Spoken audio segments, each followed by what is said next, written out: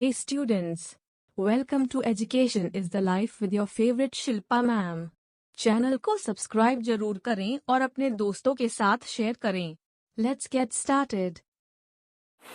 Hello दोस्तों, कैसे हैं आप लोग? आई होप घर पे होंगे और अच्छे से पढ़ाई कर रहे होंगे।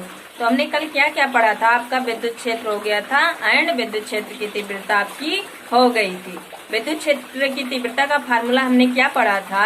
E बराबर F अपान Q। E क्या है? विद्युत क्षेत्र की तीव्रता। Q क्या है? आवेश है।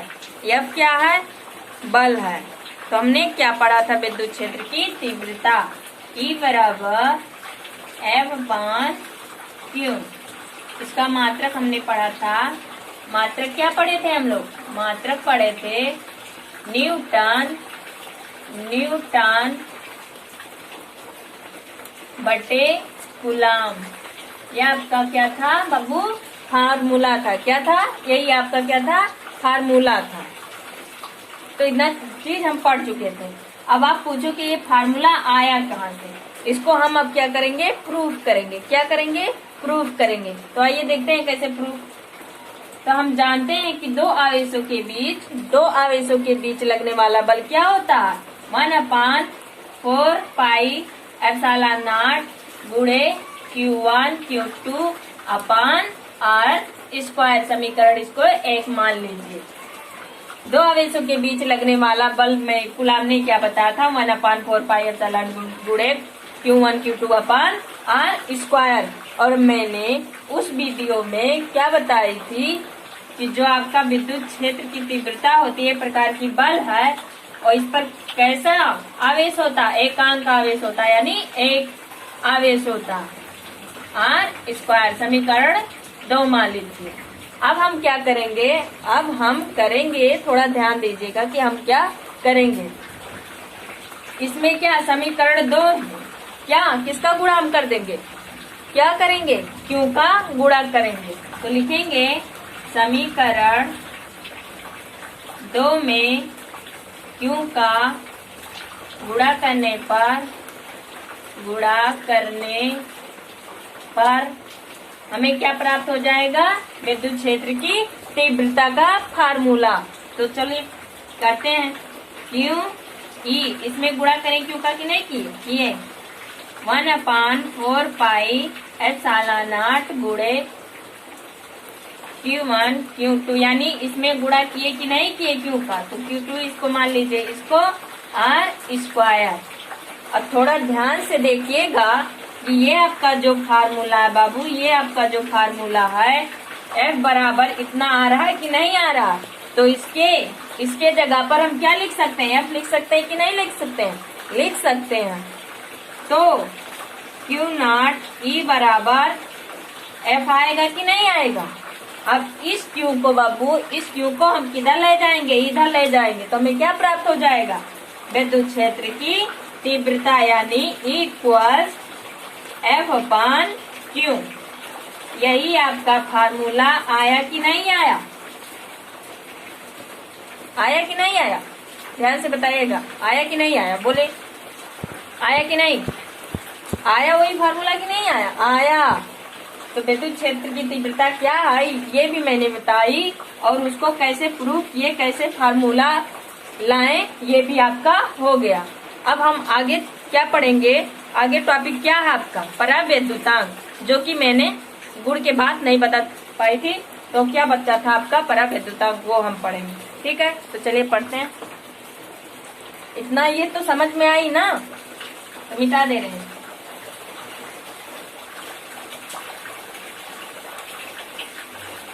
ये आपका हो गया। पूरा क्या है? हलवा है, इसको बनाकर खा जाओ। अब हम क्या पढ़ने वाले हैं? परावैद्युतांक। क्या पढ़ने वाले बच्चों? परावैद्युतांक।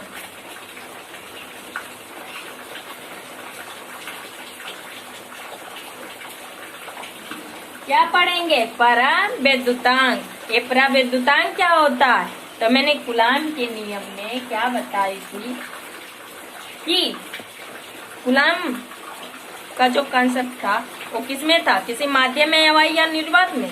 वायु या निर्वात में। तो हम कह सकते हैं कि पराविद्युतांक जो होता है वायु या निर्वात में लगने वाले बल तथा किसी माध्यम में लगने वाले बल के अनुपात को ही क्या बोलते हैं?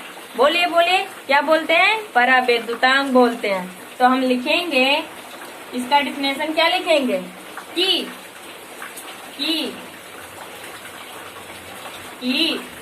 वायु या निर्वात में लगने वाला बल, क्या मान ले वायु या निर्वात F1 मान लेते हैं। क्या मान लेते हैं? F1, यानी वायु या निर्वात में लगने वाले बल तथा किसी माध्यम मतलब कि उसके बीच में कोई पदार्थ उपस्थित हो।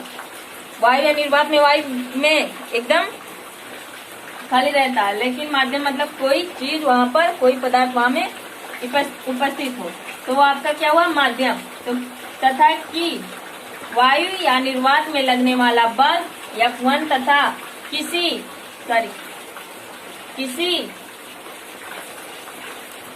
माध्यम में लगने वाला बल, इसको मान लीजिए F2। क्या मान लेंगे? F2, लगने वाले बल के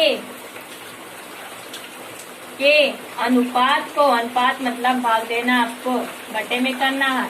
अनुपात को क्या बोलते हैं? पराविद्युतांक बोलते हैं। क्या बोलते हैं? पराविद्युतांक कहते हैं। यानी इसका कहने का मतलब क्या है कि वायु या निर्वात में जो बल लग रहा है और किसी माध्यम में जो बल लग रहा है, उसी के अनुपात को जब हम करेंगे तो हमें क्या प्राप्त हो जाएगा? पराविद्युतांक प्राप्त हो जाएगा। तो चलिए देखिए कि वायु या निर्वात में जो बल लग रहा था उसका फार्मूला क्या होगा? F = 1/4πε0 Q1 Q2 R², जो कि किसने दिया? कूलाम ने दिया। समीकरण 1, इसको क्या माने थे? F1। अब माध्यम की बात आ रही है। ये आपका था वायु निर्वात का, और ये आपका फार्मूला क्या होगा? माध्यम में। क्या होगा? किसी माध्यम में। तो देखिए माध्यम का फार्मूला F, इसे क्या माने थे? F2। तो Q 4πε0। अब क्या आ गया यहाँ पर? माध्यम है, तो क्या आपका क्या? कोई माध्यम है, तो Q1 Q2 R²। कोई बात की नहीं हुई। यानी कि वायु या निर्वात में लगने वाला बल कितना है? इतना। तथा किसी माध्यम में लगने वाला बल कितना है? इतना। यानी यहाँ पर क्या आ गया? क्या आ गया? तो इन्हीं दोनों को जब हम क्या करेंगे? समीकरण 1 से क्या करेंगे? समीकरण 1 को समीकरण 2 से भाग देंगे तो हमें क्या प्राप्त हो जाएगा? क्या इससे भाग देंगे तो हमें क्या प्राप्त हो जाएगा? F1/F2। ध्यान से देखिएगा कि ये वाला पोर्शन और ये वाला पोर्शन ये सेम है कि नहीं सेम है? कटेगा कि नहीं कटेगा? कैंसल हो जाएगा। बचेगा क्या आपका? K बचेगा। तो F1 F2/K, यही आपका क्या था? पराविद्युतांक। तो जिस फार्मूले को हम देख रहे हैं, यदि ये फार्मूला आपको याद आए तो परिभाषा रट्टा मारो या ना मारो, आपको वैसे ही पता चल जाएगा कि जो F1 है वह वायु या निर्वात में लगने वाला बल है, तथा F2 जो है किसी माध्यम में लगने वाला बल है। तो इसको हम डायरेक्टली कह सकते हैं कि वायु तथा निर्वात में लगने वाला बल तथा किसी माध्यम में लगने वाले बल के अनुपात को क्या कहते हैं? बोलिए जल्दी, क्या कहते हैं? पराविद्युतांक कहते हैं। तो ये आपका था क्या? पराविद्युतांक। और विद्युत क्षेत्र की तीव्रता का फार्मूला कैसे सिद्ध करते हैं वो बताए इस वीडियो में। और पराविद्युतांक अब हम क्या पढ़ेंगे? बहुत ही इम्पोर्टेंट है।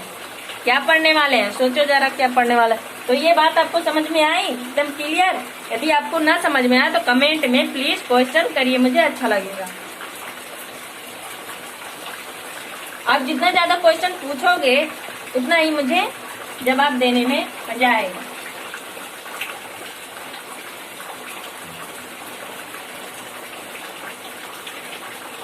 तो अब हम क्या पढ़ने वाले हैं, सोचिए क्या पढ़ने वाले हैं।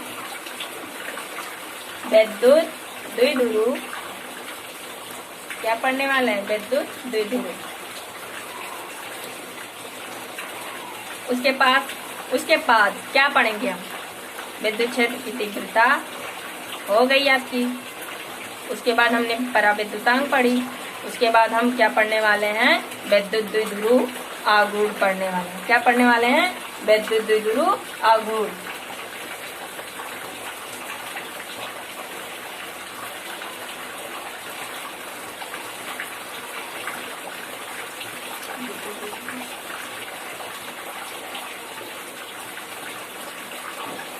विद्युत द्विध्रुव आघूर्ण पढ़ने वाले हैं। अब ये क्या होता है, अक्षीय तथा निरक्षीय, ये पढ़ने से पहले हमें ये मालूम होना चाहिए। इन्हीं के कारण हम उन्हें ज्ञात कर सकते हैं। तो चलिए देखते हैं कि ये क्या है। तो परिभाषा लिखने से पहले मैं क्या करती हूँ, कॉन्सेप्ट को क्लियर करती हूँ, उसी के बाद हम परिभाषा खुद उसी के माध्यम से बनाती हूँ। ऐसे आप भी बनाइए, ठीक है। तो हमने दो बिंदु क्या ली, दो बिंदु ए और बी। हमने क्या लिया, दो बिंदु लिया, ए और बी। उसके बीच में एक रेखा खींचा। तो ए पर जो आवेश होगा वह प्लस क्यू और बी पर आवेश जो है वो माइनस क्यू। यानी आवेश कितने हुए, दो हुए, एक पर प्लस चार्ज एक पर माइनस। और इन दोनों के बीच की दूरी को हमने क्या मान लिया, 2L। क्या मान लिया, 2L। अब ध्यान से यहाँ पर देखिएगा कि परिभाषा आपको अच्छे तरीके से दिखाई दे रहा है कि नहीं दिखाई दे रहा। अगर नहीं दिखाई दे रहा तो आप चश्मा का प्रयोग करिए।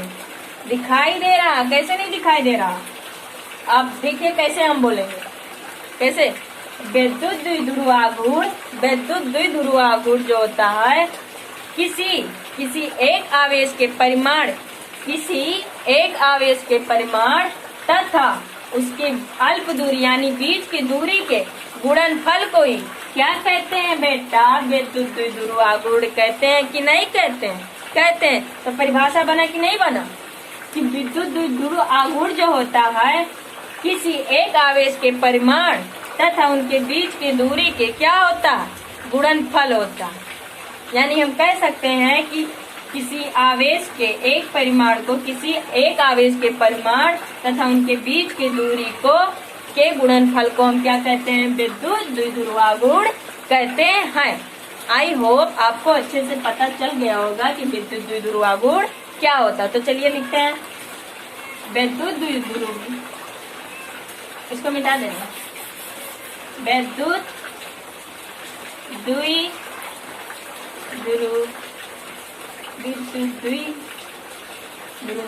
आघूर्ण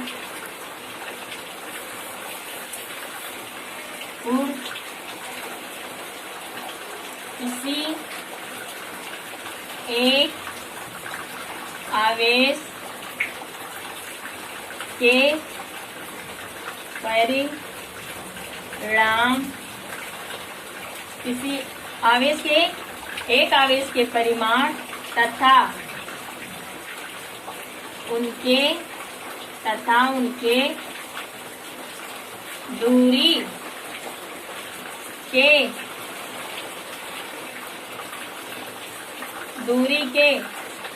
गुणनफल